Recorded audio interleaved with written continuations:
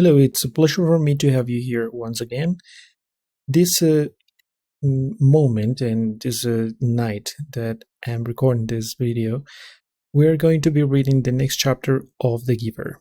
And as you know, this chapter 14 brings you more about the memory that Jonas has and all the memories that the Giver is providing him with. Well, let's go into it and let's start reading. I hope you enjoy it and I hope you get the best of it too. Well, chapter 14.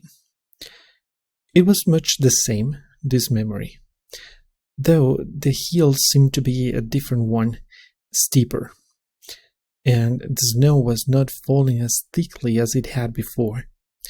It was colder, also Jonas perceived.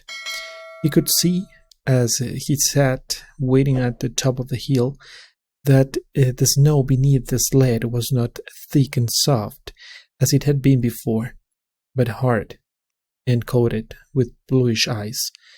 The sled moved forward, and Jonas grinned with the delight looking forward to the breathtaking slide down through the invigorating air.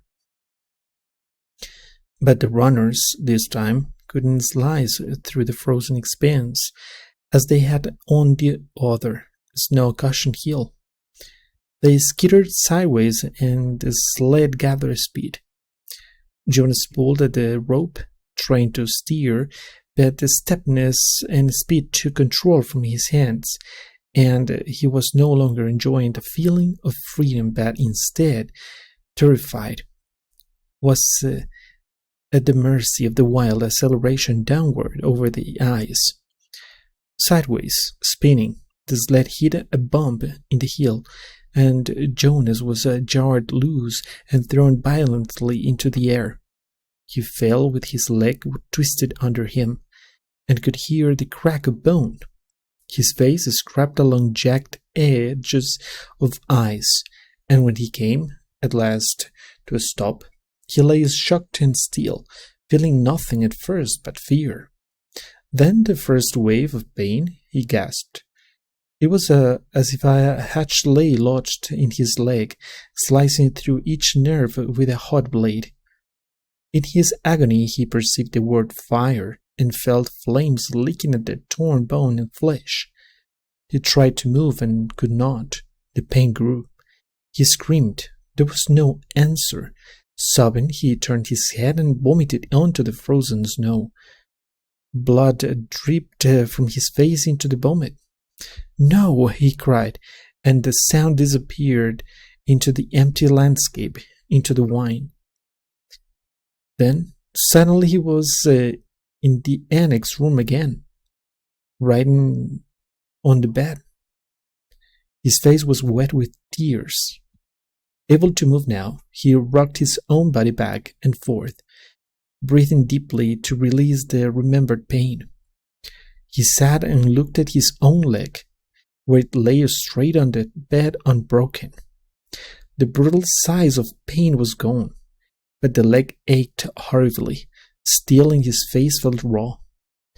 "May I have a relief of pain, please?" he begged. It was always provided in his everyday life for the bruises and the wounds, for a mashed finger, a stomach ache, a skinned knee, for a fall from a bike. There was always a daub of anesthetic ointment, or peel, or in severe instances, an injection that brought complete and instantaneous deliverance. But the giver said no, and looked away. Limping, Jonas walked home, pushing his bicycle. That evening, the sunburn pain had been so small, in comparison, and had not stayed with him, but this ache lingered. It was not unendurable, as the pain on the heel had been. Jonas tried to be brave. He remembered that the chief elder had said he was brave. "Is something wrong, Jonas?"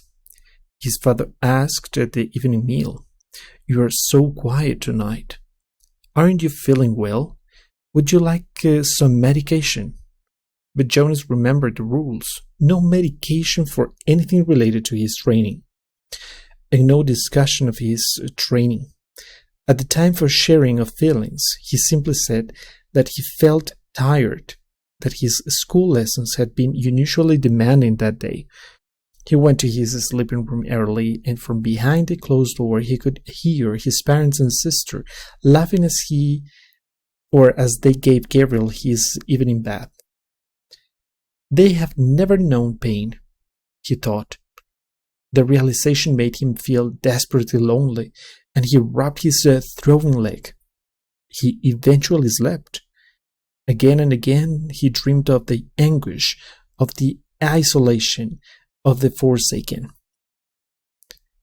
The daily training continued, and now it always included pain. The agony of the fractured leg began to seem no more than a mild discomfort as the giver led Jonas firmly, little by little, into the terrible suffering of the past. Each time, in his kindness, the giver ended the afternoon with a color-filled memory of pleasure. A brisk sail on a blue-green lake, a meadow dotted with yellow wildflowers, an orange sunset behind mountains. It was not enough to assuage the pain that Jonas was beginning now to know. Why? Jonas asked him after he had received the tortuous memory in which he had been neglected and unfed. The hunger had caused excruciating spasms in his empty, distended stomach. He lay on the bed, aching. Why do you and I have to hold these memories? It gives us wisdom, the giver replied. Without wisdom, I could not fulfill my function of advising the committee of elders when they call upon me. But what wisdom do you get from hunger? Jonas groaned. His stomach still hurt, though the memory had ended. Do you imagine here, let's make a little parenthesis, do you imagine here having a memory, in just a memory, in which you may feel something like Jonas felt, and in your real state of your body, you wouldn't feel that situation, but you start to project that into your own flesh. That's huge words, right? So let's continue. Some years ago, the giver told him, before your birth, a lot of citizens petitioned the committee of elders. They wanted to increase the rate of births. They wanted each birth mother to be assigned 4 births instead of 3, so that the population would increase and there would be more laborers available. Jonas nodded, listening. That makes sense. The idea was that certain family units could accommodate an additional child. Jonas nodded again. Mine could, he pointed out. We have Gabriel this year, and it's fun having a 3rd child. The committee of elders sought my advice. The giver said it made sense to them too, but it was a new idea and they came to me for wisdom. And you used your memories. The giver said yes. And the strongest memory that came was hunger. It came from many generations back, centuries back. The population had gotten so big that hunger was everywhere. Excruciating hunger and starvation. It was followed by warfare. Warfare? It was a concept Jonas did not know, but hunger was familiar to him now. Unconsciously, he rubbed his own abdomen, recalling the pain of its unfulfilled needs. So you described it to them? They don't want to hear about pain. They just seek the advice. I simply advised them against increasing the population. But you said that was before my birth. They hardly ever come to you for advice, only when they, what was it to you said? When they have a problem they've never faced before. When did it happen last? Do you remember the day when the plane flew over the community? Yes, I was scared. So were they. They prepared to shoot it down, but they sought my advice. I told them to wait. But how did you know? How did you know the pilot was lost? I didn't. I used my wisdom from the memories. I knew that there had been times in the past, terrible times, when people had destroyed others in haste and fear and had brought about their own destruction. Jonas realized something. That means, he said slowly, that you have memories of destruction and you have to give them to me, too, because I have to get the wisdom. The giver nodded. But it will hurt, Jonas said. It wasn't a question. It will hurt terribly, the giver agreed. But why can't everyone have the memories? I think it would seem a little easier if the memories were shared. You and I wouldn't have to bear so much of ourselves if everybody took part. The giver sighed. You're right, he said, but then everyone would be burdened and pained. They don't want that, and that's the real reason the receiver is so vital to them and so honored. They selected me and you to lift that burden from themselves. When did they decide that? Jonas asked angrily. It wasn't fair. Let's change it. How do you suggest we do that? I've never been able to think of a way, and I'm supposed to be the one with all the wisdom. But there are two of us now, Jonas said eagerly. Together we can think of something. The giver watched him with a wry smile. Why can't we just apply for a change of rules? Jonas suggested. The giver laughed. Then Jonas, too, chuckled reluctantly. The decision was made long before my time or yours, the giver said, and before the previous receiver, and he waited. Back and back and back, Jonas repeated the familiar phrase. Sometimes it had seemed humorous to him. Sometimes it had seemed meaningful and important. Now it was ominous. It meant he knew that nothing could be changed. The new child, Gabriel, was growing and successfully passed the test of maturity that the nurturers gave each month. He could sit alone, now could reach for and grasp small play objects, and he had 6 teeth. During the daytime hours, Father reported he was cheerful and seemed of normal intelligence, but he remained fretful at night, whimpering often, needing frequent attention. After all this extra time I potted with him, Father said one every evening after Gabriel had been bathed and was lying, for the moment, hiding his hippo placidly in the small crib that had replaced the basket. I hope they are not going to decide to release him. Maybe it would be for the best, Mother suggested. I know you don't mind getting up with him at night, but the lack of sleep is awfully hard for me. If they release Gabriel, can we get another new child as a visitor? Asked Lily. She was kneeling beside the crib, making funny faces at the little one, who was smiling back at her. Jonas' mother rolled her eyes in dismay. No, Father said, smiling. He ruffled Lily's hair. It's very rare, anyway, that a new child's status is as uncertain as Gabriel's. It probably won't happen again. For a long time. Anyway, he cited, they won't make the decision for a while. Right now, we're all preparing for a release we'll probably have to make very soon. There's a birth mother who is expecting twin males next month. Oh dear, my mother said, shaking her head. If they are identical, I hope you're not the one assigned. I am. I'm next on the list. I'll have to select the one to be nurtured and the one to be released. It's usually not hard, though. Usually it's just a matter of birth weight. We release the smaller of the two. Jonas, listening, thought suddenly about the breach and how, standing there, we had wondered what lay elsewhere. Was there someone waiting who would receive the tiny released twin? Would it grow up elsewhere, not knowing ever that it in this community lived a being who looked exactly the same? For a moment, he felt a tiny fluttering hope that he knew was quite foolish. He hoped that it would be Larissa, waiting. Larissa, the old woman he had bathed. He remembered her sparkling eyes, her soft voice, her low chuckle. Fiona had told him recently that Larissa had been released at a wonderful ceremony, but he knew that the old were not given children to raise. Larissa's life elsewhere would be quiet and serene as befit the old. She would not become, or she would not welcome the responsibility of nurturing a new child who needed feeding and care and would likely cry at night.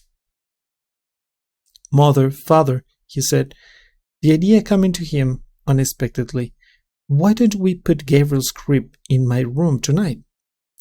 I know how to feed and comfort him, and it would let you and father get some sleep." Father looked doubtful. "You sleep so soundly, Jonas. What if his restlessness didn't wake you?" It was Lily who answered that. "If no one goes to tend Gabriel," she pointed out, "he gets very loud. He'd wake all of us if Jonas slept through it."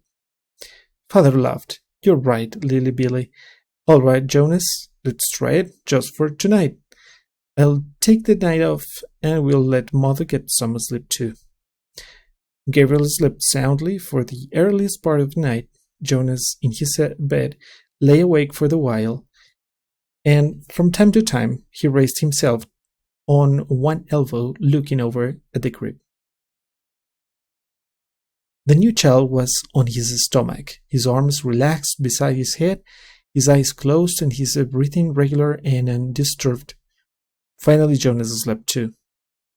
Then, as the middle hours of the night approached, the noise of Dave's restlessness woke Jonas. The new child was turning under his cover, failing his arms and beginning to whimper. Jonas rose and went to him. Gently he patted Gabriel's back. Sometimes that was all it took to lull him back to sleep, but the new child still squirmed fretfully under his hand.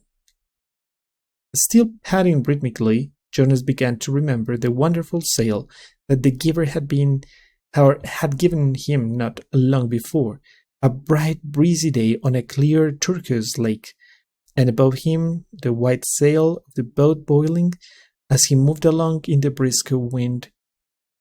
He was not aware of giving the memory, but suddenly he realized that it was becoming dimmer, and that it was sliding through his hand into the being of the new child. Gabriel became quiet. Startled, Jonas pulled back what was left for the memory with a burst of will. He removed his hand from the little bag and stood quietly beside the crib. To himself he called a memory of the sail forward again. It was still there, but the sky was less blue, the gentle motion of the boat slower, and the water of the lake more murky and clouded. He kept it for a while, soothing his own nervousness at what had occurred, then let it go and returned to his bed. Once more, toward dawn, the new child woke and cried out. Again Jonas went to him. This time he quite deliberately placed his hand firmly on Gabriel's back and released the rest of the calmly day on the lake. Again Gabriel slept. But now Jonas lay awake, thinking. He no longer had any more than a wisp of the memory, and he felt a small lag where it had been. He could ask the giver for another sail, he knew. A sail perhaps on ocean next time, where Jonas had a memory of ocean now, and knew what it was. He knew that there were sailboats there, too, in memories yet to be acquired. He wondered, though, if he should confess to the giver that he had given a memory away. He was not yet qualified to be a giver himself, nor had Gabriel been selected to be a receiver. That he had this power frightened him. He decided not to tell. Well, so this is the last moment of this chapter 14.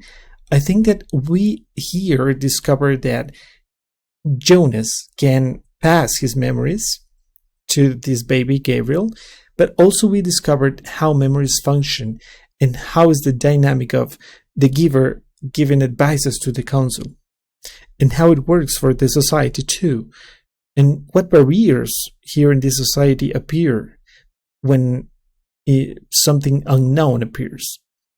So, I hope you enjoyed this video. I hope you enjoyed this narration and this reading.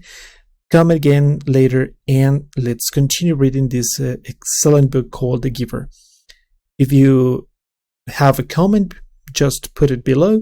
If you want something to be read for you, especially, just let me know and I will get the text so you can listen to it in my voice.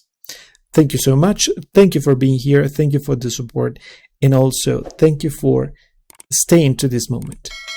I'm David, and I will be reading the next chapter very, very soon. Thank you so much.